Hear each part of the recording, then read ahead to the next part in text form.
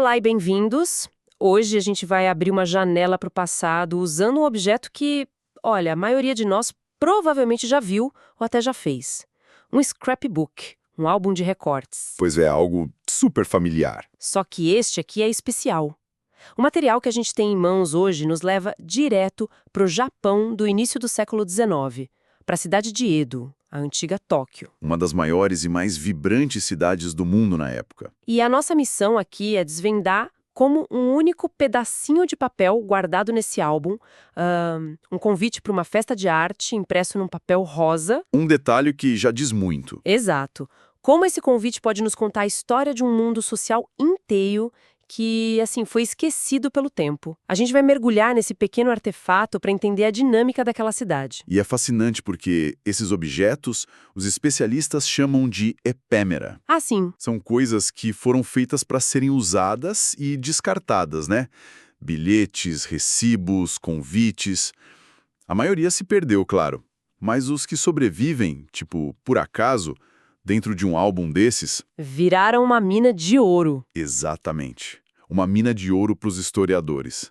É como espiar por uma fresta a vida de pessoas comuns, sabe? Aquelas que não aparecem nos grandes livros de história. Então, vamos começar por aí. Pela ideia do scrapbook. Guardar recortes não é nada novo, né? De forma alguma.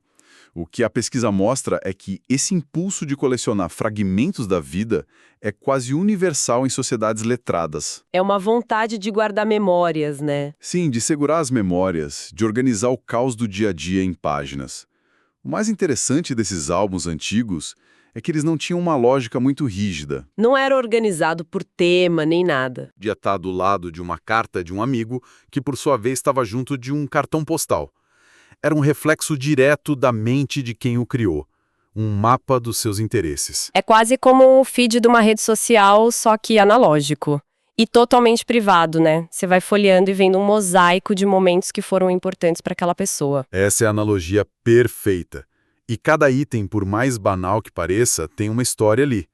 Com o tempo, essa coleção vira um arquivo pessoal riquíssimo. E nesse mapa específico que a gente está analisando, tem um item que se destaca.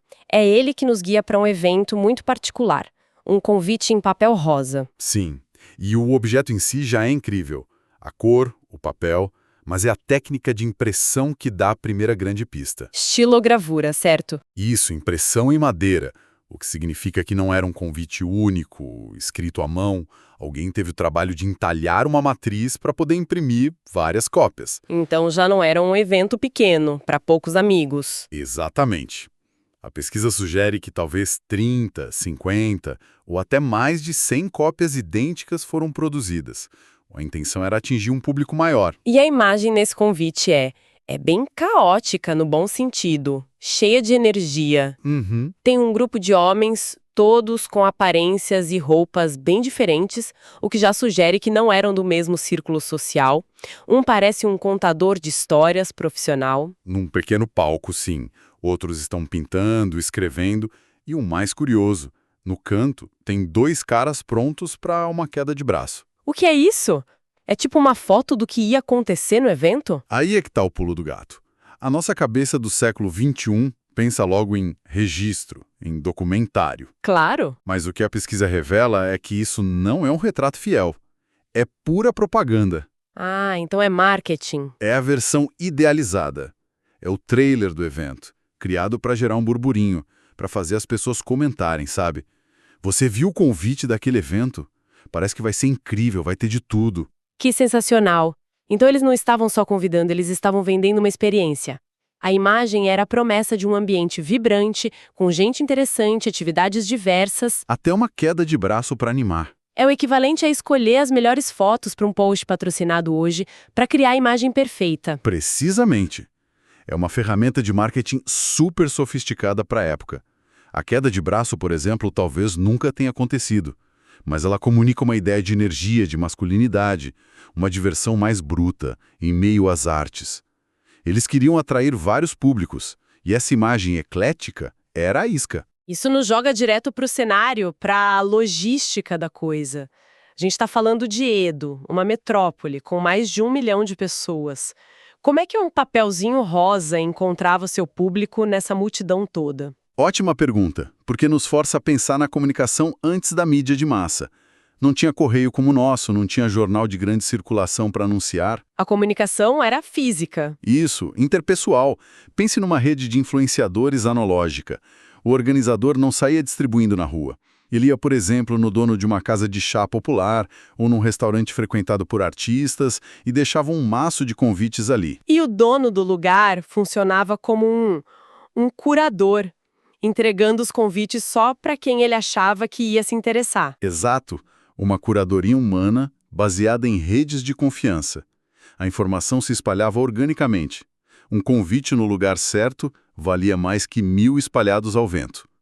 Isso mostra uma cidade que, apesar de gigante, era conectada por milhares de relações pessoais. E que tipo de entretenimento já existia em Edo? O que esse evento pop-up oferecia de diferente dos outros? Essa diferença é crucial. Edo já tinha uma cena de entretenimento super estabelecida, muito poderosa. Tinha o teatro kabuki, com atores que eram verdadeiras celebridades. Os blockbusters da época. Exato.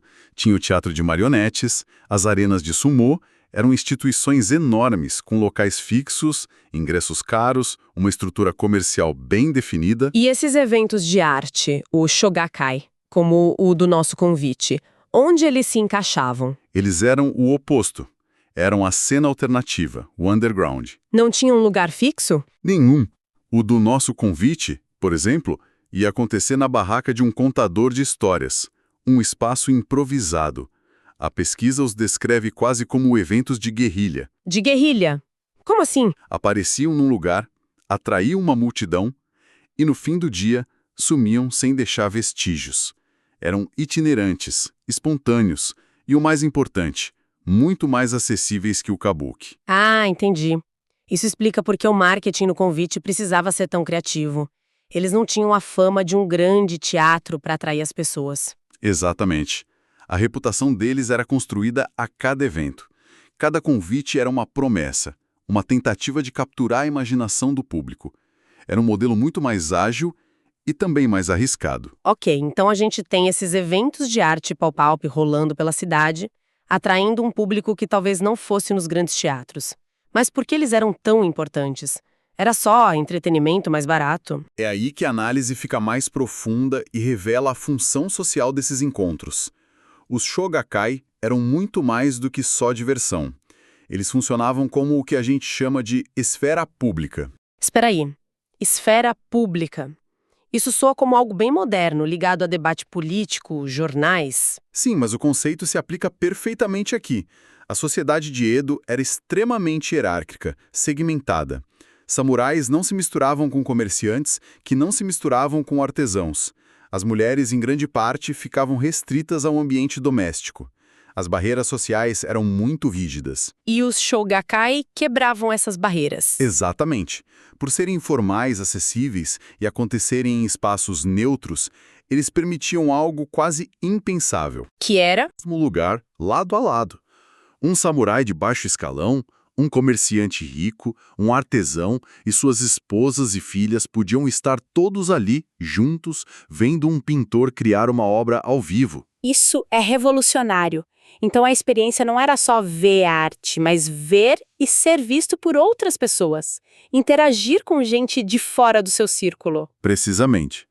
E a interação ia além. As pessoas não assistiam passivamente. Elas discutiam a arte, davam opinião, criticavam.